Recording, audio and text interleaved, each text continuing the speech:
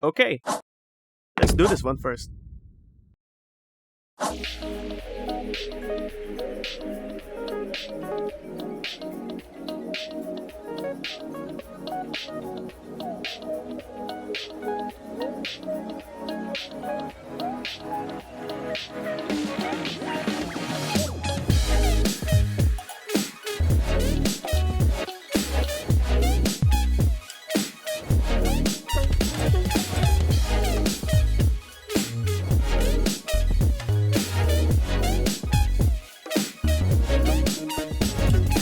Hey, Backlog Kids! And today, we're going to take a look at this tall boy from the 30-minute mission line from Bandai.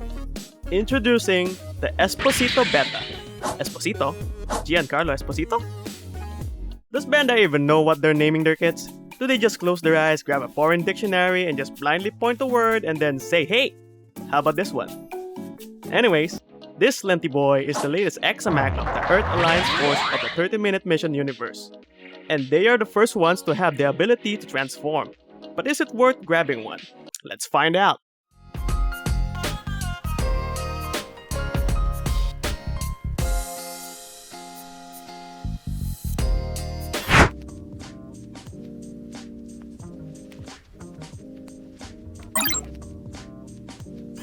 So to start off, the one that we just got here is the Espossito Beta, which has the white and lavender color scheme.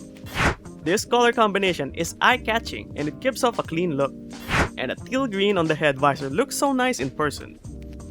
This does have a gray variant, the Esposito Alpha, which does have a different set of accessories with it having a shield and pistol, while this one has a pair of rifles, which we'll take a look at in a bit. Another thing to note here is that they also have different binder parts, so that's something you may want to consider when choosing between the variants. The build for this kit is going to be simple and intuitive as it is one of the selling points of this line. Now taking a look at the aesthetics of the kit, it does sport a blocky look as it is themed for the Earth Alliance Force faction.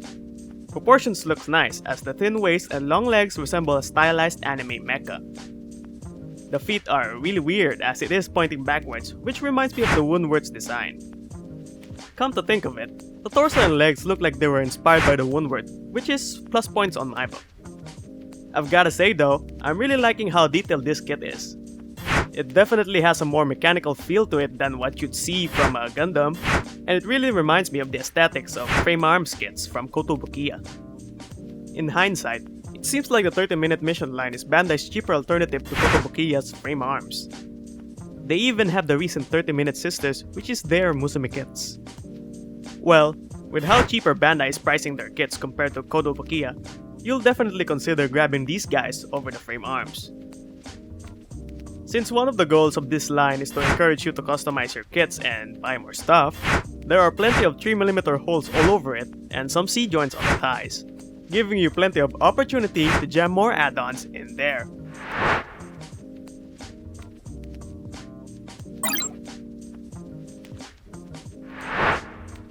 Next up, let's take a look at its accessories, and you'll see that it only comes with a pair of rifles and a pair of binders.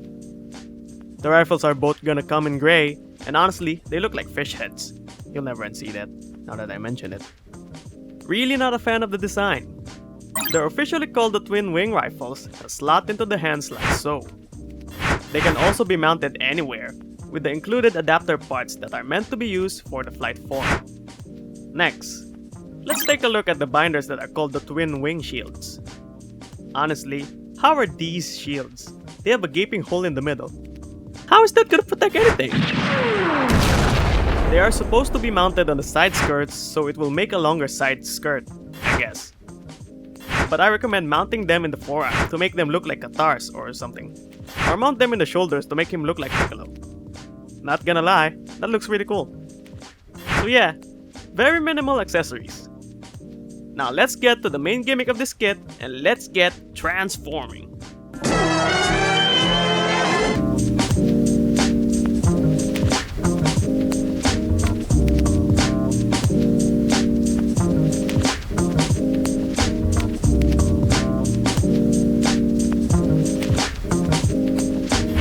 here it is in its flight form.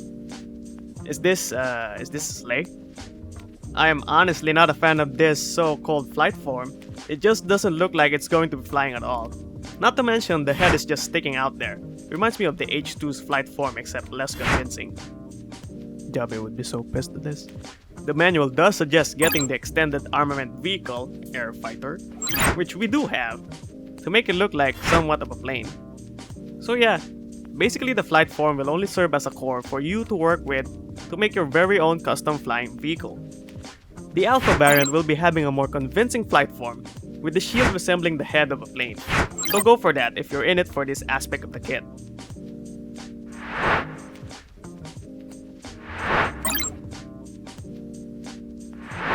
Now let's pop this back to robot form and check out the articulation. Starting with the head, which is in a ball joint but the color will make it hard to make a full 360. It can also tilt that far up and down like so. Torso has a nav crunch like this and breaks its back due to the transformation gimmick. Nice side to side thanks to a ball joint and can also spin the whole 360 degrees. Shoulders have the typical butterfly joint, but range is limited.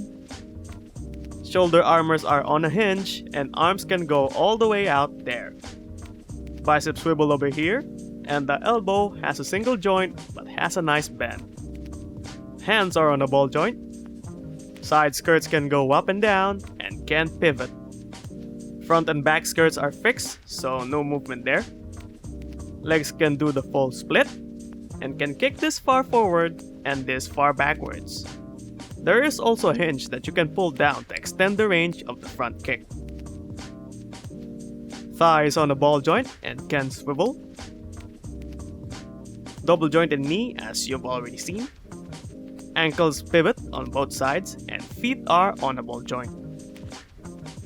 The articulation in this kit is fantastic, as expected from the line, which is great since you'll want your custom kit to look great when posting on your shelf. Size comparison time, and here it is next to an average size Gundam, and as you can see, it is a very tall boy due to the length of its legs. Up next, here it is with the Spinaccio Ninja type, and it still has the advantage height-wise thanks to the long blocky legs. And Spinaccio is one of the taller kits as we've seen on our previous video. Come check it out. And lastly, here it is next to the Narrative Gundam, and it is a very close call with the Narrative beating it by a couple of millimeters. Man, those legs really do help in the height department.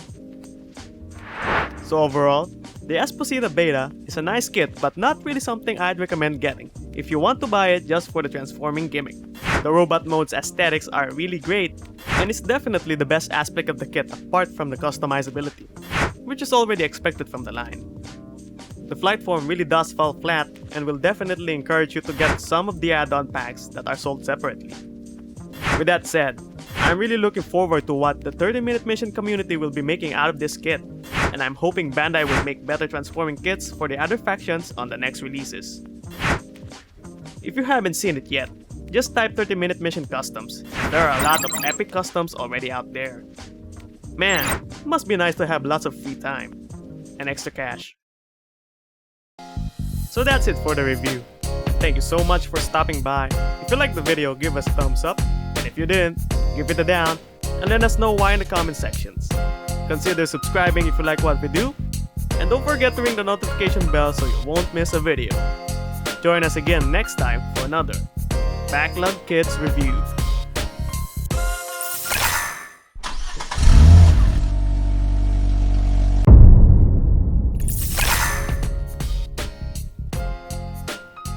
Oh, you're still here?